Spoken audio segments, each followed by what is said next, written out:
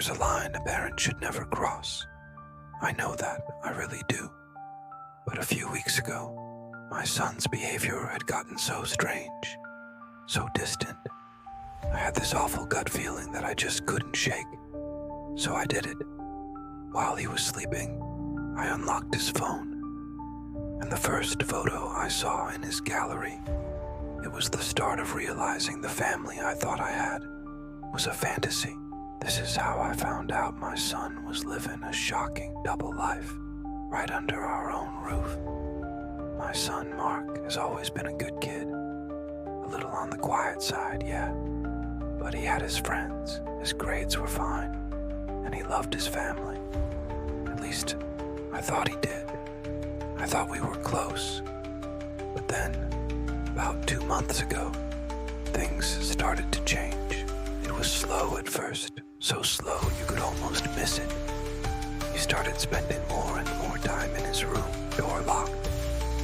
The sound of his laughter used to be a staple in our house, and suddenly, it was just gone, replaced by this tense, heavy silence. Then came the late nights. He'd claim he was studying at a friend's place, but he wouldn't get home until way after midnight, with his eyes all wide and jittery. He got so secretive with his phone, always tilting the screen away if I even walked into the room. I tried to talk to him, of course I did. Is everything okay at school? Trouble with your friends? Did you meet a girl? And every single time I'd get the same one-word answer. I'm fine. But he wasn't fine. I knew he wasn't. The breaking point was a Tuesday night. He stumbled through the door around 1 a.m., looking pale and just shattered. He had this weird smell on him. It wasn't booze or smoke. It was something chemical, metallic. I tried to ask him what was wrong, and he actually flinched away from me, mumbled he was tired, and locked himself in his room. That was it. That little whisper of a gut feeling turned into a full-blown scream. Something was terribly wrong. I waited until I heard his breathing even out. My heart was pounding. It was this horrible mix of guilt and sheer terror. I snuck into his room, and there was his phone on the nightstand, his hand lying right next to it. For a second, I just stood there. I knew this was a huge violation of his trust, but the fear for his safety was so much bigger than that. I gently picked up his thumb and pressed it to the phone. The screen lit up. I went straight to his photo gallery, bracing myself. What was I even looking for? Drugs? Something worse? The very first photo. It just confused me. It was a grainy nighttime picture of an old, abandoned warehouse. On the side of the building, someone had spray painted this weird symbol, a jagged-looking circle with a slash through it. It wasn't any gang sign I'd ever seen. One weird photo wasn't proof of anything, so I kept looking. I found a group chat. The messages were bizarre, almost like they were in code. Did you scout the new location? The drop is confirmed. Watch out for patrols. It almost sounded like they were playing a video game, but seeing that photo of a real-life building made my blood run cold. I scrolled and found more pictures. The same symbol, tagged on underpasses inside derelict factories and on rooftops overlooking the city.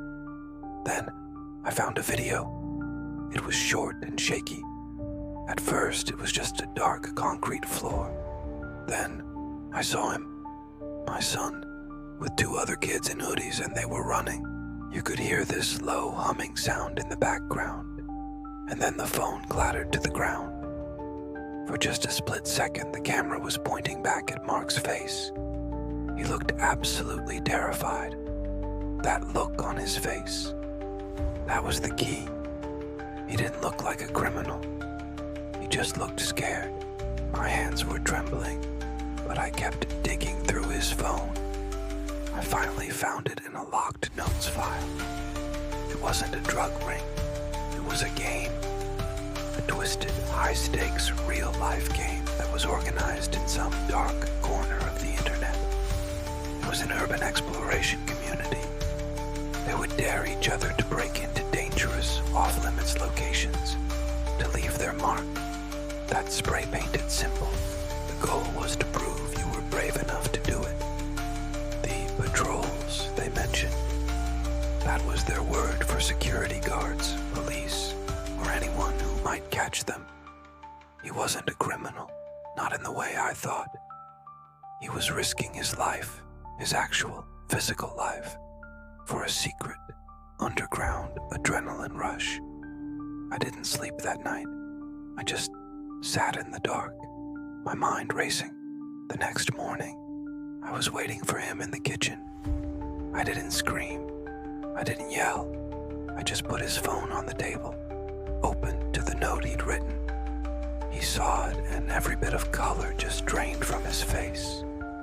He didn't even try to deny it. He just broke down, crying right there at the kitchen table. He told me everything. How he'd met these guys in an online forum, how it all started as a stupid dare, and how the thrill became an addiction.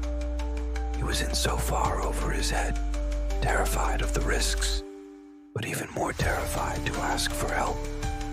It was an awful conversation, but it was the first time in months we were actually, truly talking. It's been a few weeks now. We found him a therapist to help him unpack this obsession with risk-taking. We've talked to the other parents. The phone is gone, at least for now. Our relationship, it's not the same. It feels like a crack has run through the foundation of our trust. But we are working on it. We're slowly and carefully trying to rebuild. I look back, and I can't believe how many signs I missed, writing off a terrifying cry for help as just typical teenage moodiness. In a world where our kids can live entire secret lives behind a glowing screen, we have to look closer. We just have to. If you've ever dealt with something like this, or if you have any advice for other parents trying to navigate these hidden worlds our kids live in, I'd really appreciate hearing from you in the comments. I think it's so important that we talk about this stuff